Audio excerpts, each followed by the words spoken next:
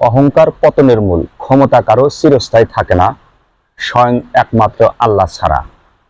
রাজা চলে যাবে, রাজ্য ঠিকই থাকবে, কেউ না কেউ এসে এই রাজ্যের হাল ধরবে। এই সেনাবাহিনী কি করতে পারে এটা আমার জানা আছে।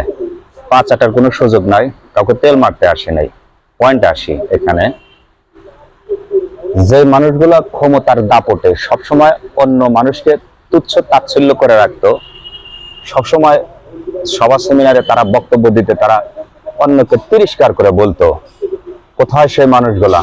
এত অহংকার, মারাত্মক লেভেলের তারা পৌঁছে গেছিল তাদের অহংকারের, তাদের দাপটের জ্বালায়।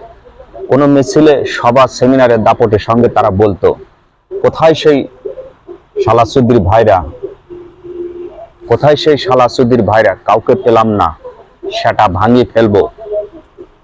এই যে দাপটের সাথে কথাগুলো মানুষকে তিরস্কার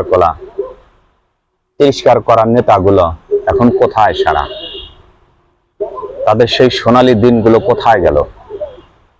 নমরুদ ধ্বংসের আগ মুহূর্তে সেও জানতো না আজকে তার ক্ষমতার শেষ দিন। কিভাবে মানুষকে দাবা রাখতে হয় আমাদের জানা আছে। ওই শাপলা চত্বরে রাত 12টা 1টার পর থেকে, শাপলা চত্বর না, শুধু স্যান্ডেল আর স্যান্ডেল চত্বর, আমাদের ওই জানা আছে। ওই গেলা এলাকার অসংখ্য ভাই বেরাদার, আত্মীয় স্বজন, শুভাকাঙ্ক্ষী আছেন। নেতাজি সময় থাকতে একটু সাবধান হন। উপরে হাই লেভেলের সাধারণ নেতাগুলা, তাদের যদি এই অবস্থা হয়ে থাকে, আপনারা সেই দিনগুলো একটু ভুলে যান।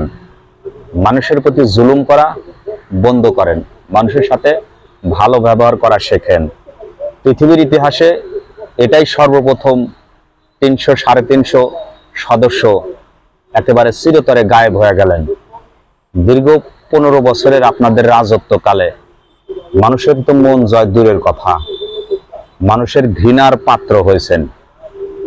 নেতাজিরা যেখানে থাকেন, যে অবস্থায় থাকেন, একটু মানুষের প্রতি ভালো ব্যবহার করা শেখেন, মানুষের প্রতি জুলুম থেকে বিরত থাকেন।